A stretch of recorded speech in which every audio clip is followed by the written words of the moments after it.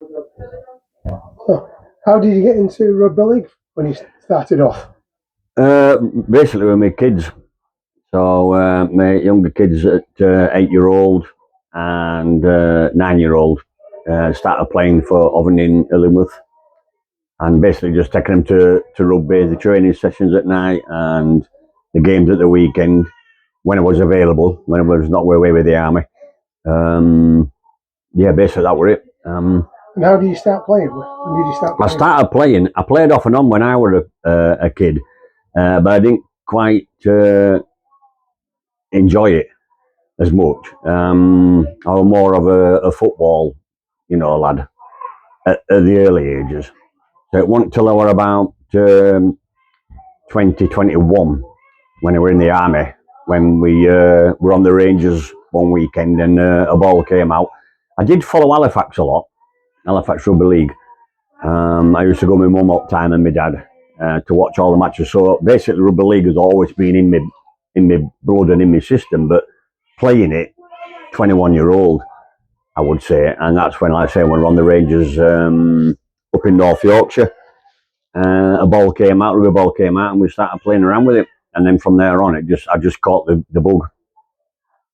So this was in the army where you were not allowed to play rugby league. This is it, yeah. So they were a bit of a taboo in the British Army at the time, in the early 80s, all rugby union. So it took a while for us to actually get the company commanders and the battalion commanders to agree to let us play these games, because most of the lads within the battalions did have rugby league blood in the system. They had played rugby league when they were kids. So I think the company commanders and the battalion commanders thought that we can't deny them what what they like. So they let it go, and it just from there on it just took off. And you ended up with Halifax Terriers somehow. Yeah, well, the original name when we first started, and we got the okay from the company commander, which in Halifax, which was C Company DWR Battalion 1 Yorks. We got his blessing to set up a team within the company, and the PSIO, who looks after all the money within the company, they forked out for a kit for us, and then the company commander persuaded the battalion commander to let us play, and so we played other companies within the organisation, within the regiment, and it just snowballed. The name Halifax Terrier, because we used to be called Territorial Army, C Company Territorial Army, for several years before we decided that we need to change that name to Halifax, with us being Halifax-based military. We changed the name from Halifax, but kept that Terriers bit as the part-time soldiers side of it. And that's where the Halifax name came from, the Where were you Terriers. based? So we were based in the Drull for a good 15 years, 10 to 15 years. We were based in the Drull, and we played as games up at the infirmary pitch, which was below the old Halifax Infirmary, which also belonged to the Heath Grammar School complex. And that's where we played all those games. We got changed in the Drull, we walked up, or we took us cars up to the ground, which was only half a mile up the road. Played his games, and then went back to the Drull, where we had the Duke Wellington bar, which was the Wellington bar, what they called it within the Drull, and had loads of beers and food in there, all at the expense of the military. But you left there. Well, we left there basically because of the IRA bomb explosion at the recruitment office around the corner at the back of the Drull. There were a small detonation in there, and so the bomb disposal team went in, obviously, and sorted out the police, and the complete complex of the Halifax Drull were on lockdown for several weeks, and there was no ins and outs, if you know what I mean, of any other than military to be used for. So we had to move out of there, and as first port of call were the Three Pigeons at the bottom of the road. I knew the landlord in there, and he said, "Yeah, come down here," and that's basically where we started as life as a military rugby team in the civilian aspect, umbrella. We got a bit of money together, and he also built some showers down in the cellar. We built a couple of changing rooms down there with showers, and we still played at the infirmary ground. And when did you move to Boothtown? So I got a word from the education board at the Heath Grammar School saying that there's another team that wants to use the rugby ground we were playing on, the infirmary ground, and it was a football team. They didn't last long. I think they were on about a year, but they somehow got preference. And at this time, we'd moved from the Three Pigeons and gone to Standard of Freedom, but we were still playing at the infirmary. And so for about half a season, we mixed and matched the field with football and rugby. But it were getting way too high. We had to take the posts down all the time, and the posts were like a ton of metal. Every time I had to take them down and put them back up again, and the footballers were getting a bit skew whiffy about it all, and it come to loggerheads, and then it came to the point where the Heath Grammar School and Education Board turned and said, right, we're not having anybody on that pitch. But it just about happened when the infirmary had been sold and set off, sold off to private housing, which obviously took up the rugby ground as well. So this that were halfway through a season, and we had to go and play up at Royal Z because that was the only available football pitch. We did play a couple of games up on the Savile Park Moor, but most of the time up at Royal Z. It was more cheaper. I don't know why. Probably because it's so cold up there. No one wants to play up there, so the pitches were always available. When we moved from the Halifax Terriers to Boothtown, it was in the transition of us moving up to Boothtown. We were still playing at Royal Z, but we moved up to Boothtown, up to the Claremont Liberal Club, and we had a couple of seasons up there. We even started the under-15s up there. The under-15s team came from, and I just cannot remember where it came from, but it came from a whole package, the full team, with coaches and backroom staff, and they all came along. And for my life in me, I can't remember exactly where they came from. But they came into Boothtown, and they came under the umbrella of the Boothtown Terriers under-15s. So we were playing along with the under-15s, and both teams, Open Age and the under-15s, played up at the Royal Z. The second season into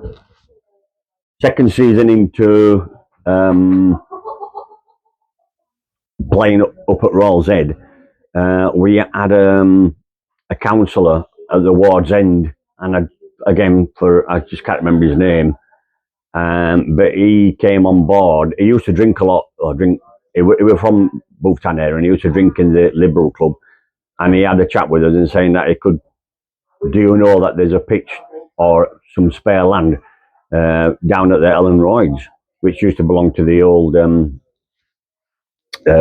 Sunnyside School, and we left him just to see what he could do within the ward and within his powers as a counsellor within the education. And you ended up with a pitch. So yep, we ended up with a pitch. He came back to us, did the counsellor, and he said, I managed to get the pitch off. It's the old Sunnyside pitch. It belongs to the education board, which at the time was all pitches in Calderdale had a school attached that were run by the education board. And he just said, they're going to loan it to you and let you use it, and it'll cost you X amount of pounds per year as rental. So that were it. I do remember at that stage, and we did find out we've got the pitch here, we went back to the infirmary ground to pick up us posts, and there were half a dozen of us, but these posts were damn heavy, and it was solid steel posts, 40 foot long, 4 of them plus the crossbars. And I remember them quite clearly walking through Halifax town centre with these 12 guys with these posts on his backs, just trudging up towards the Liberal Club. And we kept the posts up there back at Liberal Club until we found out that we actually got the ground secured. We didn't want to put them on the ground with it, with it being metal, they might have just got nicked. So we kept them at the back of the Liberal Club for this. Actually, well, it were good for us because it were in close season anyway. So it were all the time at the time of that in close season when we were rebuilding the team and obviously looking for places to go and that one. And yeah, we inherited a pitch, or we got a pitch. And then you moved around the area, different pubs as your base. So yeah, you eventually ended up with a base on your own club. Yes, so we several pubs in Boothtown, and when they were open, we'd use them all as we moved up to the new inn in Boothtown, a couple of seasons up there, across to Foggies, which were across the road, and then back to the new inn, and then back to Foggies, which had changed hands to, can't remember the name, and then we moved down to the Coach and Horses, which were run by my brother and my sister-in-law. We've been there for a couple of seasons, and then back up to the new inn, and then back down to the friendly, the Flying Dutchman. And then when the Flying Dutchman changed, and then this were all over a few seasons, but the reason being is that the pubs were closing down and changing hands, and it always happened when middle of a season. So we just had to quickly, within a week, find somewhere else. So I think the pubs in Boothtown really accommodate us very well, and we've had some fantastic memories of us staying in all the clubs and all the pubs.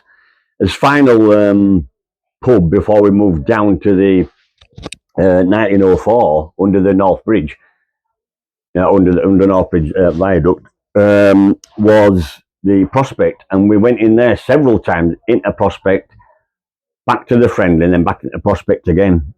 And then when Prospect turned around and told us they were shutting down, this was again halfway through a season. So, and I don't know how it came about, but the landlord of the 1904 played Masters with us, and when we said, oh, we're having to move, he said, we're coming down to my pub. We didn't know much about 1904. We went down there, and I think for about 4 seasons as a Masters and open age side, that was most successful era of Boothtown Rugby League, where we won quite a few trophies and changed divisions, moved up divisions. The Masters were growing stronger. So I think the 3 or 4 seasons, maybe 5 seasons we spent down there was the best times of Boothtown Terriers. You've won a few things in your time. Yeah. So we've always been involved in the Handicap Cup, and we've won that a couple of times. We've come runners up several times. When we was the army team and the Halifax Terriers, we played in the workshops. We'd come runners up in them several times. As big as achievement, obviously, was when we won the Pennine Cup and the Halifax Cup, or should I say the league, second division league cup, and also the Pennine Cup, which was now the Halifax Cup, I think now. So, but that was big as achievement. I think that were like 2014, 2015, 2016 in the mirrors there. Very, very, very happy times. Which is about the same time your lads played here as well alongside you. Yeah, that were.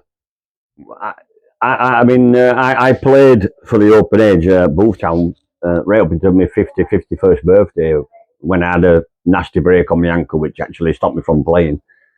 And my 2 lads played alongside me, yeah, which were a very special moment. I mean, having a couple of seasons playing with my own lads in my own team, in the team I'd set up all those decades ago, were very special. And we're sat here in the sin bin.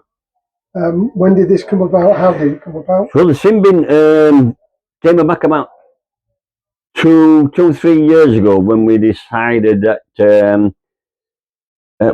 probably even longer than that, when we were still playing at the Prospect pub, and then when we were playing down at the 1904, we still used to shower and change down at the leisure centre, and we decided that we need some kind of permanent fixture up on the ground, some kind where we can change and shower and then lock up and then move.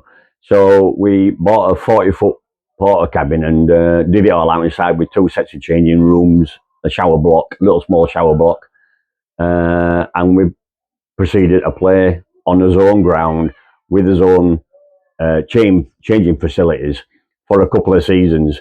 Money we used to get were small grants. We used to get small grants here and there. We weren't a very big club, so we didn't have the expenditure of juniors. We just had the open age side. So it was very hard to get money. So most of it were all like fundraising, small grants, and we expanded on the 40-foot and added another cabin to the side of it, where that could become an away changing rooms to make more room, basically. And for several seasons, that's what we stuck by. And then coming to what we are in now, which is a sin bin, which is got its own bar, got its own food facilities. It's all self-contained on the ground, with changing rooms, a couple of changing rooms, and it's the way we've got there is just again by just scrimping and saving and getting small grants and lads mucking in, people who we knew who had businesses coming in and helping us reconstruct and build with the inside, paint it all, redecorate it, and that's where we are today.